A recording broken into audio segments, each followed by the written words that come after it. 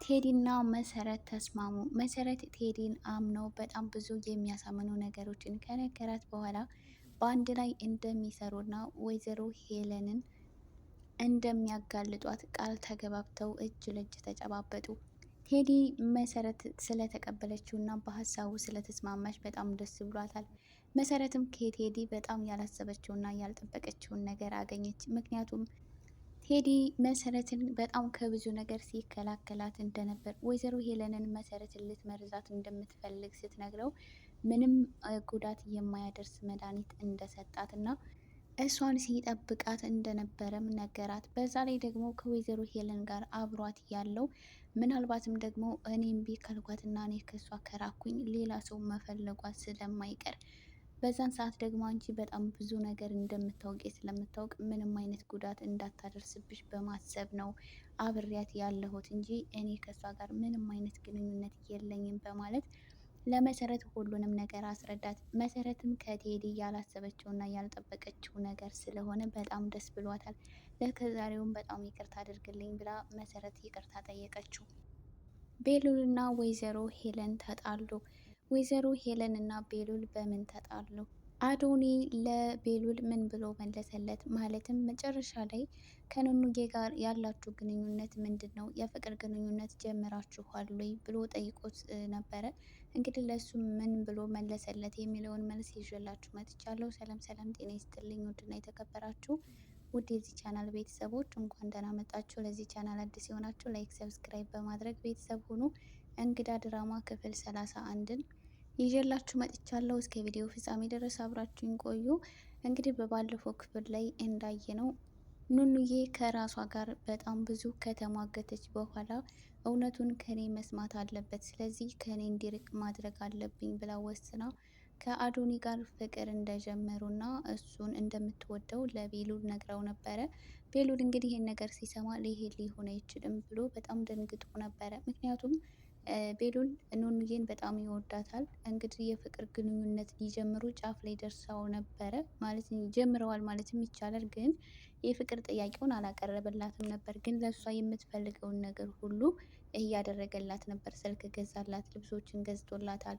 በዛ ላይ ደግሞ ለእናቷ በጣም ብዙ ጊዜ ስትመኘውና ስታቀደው የነበረውን ቤትም ሰጥቷታል ማለት ነው እና ከጎኗ ሆኖ የእሷን ፍላጎቶችና እሷን ደስተኛ ሊያደርጋት የሚችለውን ነገር ሁሉ እያደረገላት ነበር። ግን በመስተ መጨረሻ በዚህ ግንኙነታቸው ቤተሰቡ እንዳለ ደስተኛ ስላልሆነ እሱን በቀረበችው ቁጥር እሷ ላይ ደግሞ በጣም ትልቅ ጫና እየደረሰባት ስለሆነ ይህንን ነገር ማስቆም አለብኝ ብላ በጣም አስባ ከራሷ ጋር ተሟግታ ይህንን ነገር ማስቆም አለብኝ ብላ እንግዲህ ከአዶኒ ጋር ፍቅር እንደጀመሩ ለቤሉል ነግረው ነበረ። ቤሉል ይሄንን ነገር ሲሰማ አዶኒ ጋር ሄዶ ይሄንን ነገር ማረጋገጥ አለብኝ ብሎ እንደውም ቀደም ሲል ሲሰድበው እንደውም ሰክሮ አንድ ቀን በገባ ሰዓት በጣም እጠላሃለሁ ምናምን እያለ ሲናገረው ነበር እና ያንን ነገር እያስታወሰ እንደዚህ ሲለኝ የነበረው እውነት ይህን እኔና ኑኑዬን አብሮ ስላየን በዚህ ከፍቶት ነው ማለት ነው እያለ ቤሉል በጣም ብዙ ነገሮችን እያሰበ ነበር። ነገር ግን ከሱ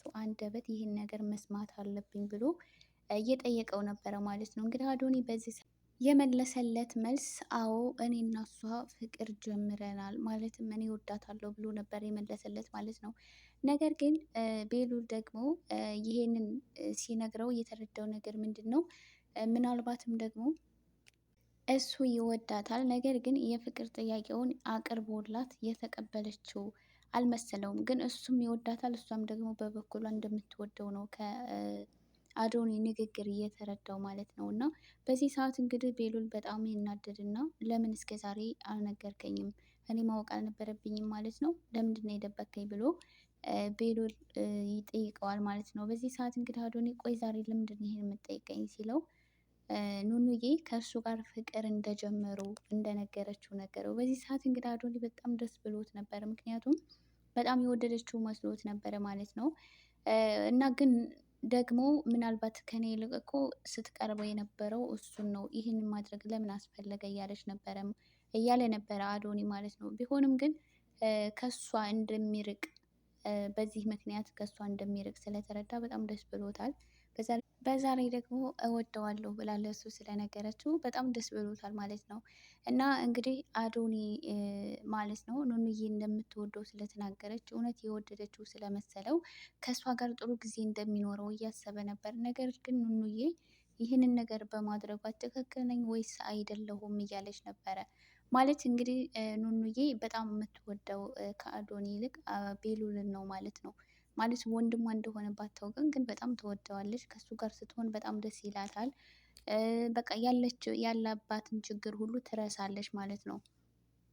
እና ከሱ ጋር በነበራት ጊዜ በጣም ደስተኛ ነበረች። ነገር ግን በዚህ ደስታ ደግሞ ቤተሰቡ ደስተኛ ስላልሆነ ከሱ ለመራቅ ወሰናለች ማለት ነው።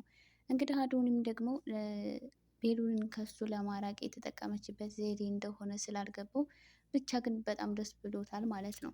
ሌላው ደግሞ በዚህ ሰዓት እንግዲህ ወይዘሮ ሄለን በትላንትናው ክፍል ላይ አይንዬ ልጅሽ እኮ ቤት ሰጠን ብላ ስትላት በጣም ተናዳ ነበር፣ ወይዘሮ ሄለን ማለት ነው።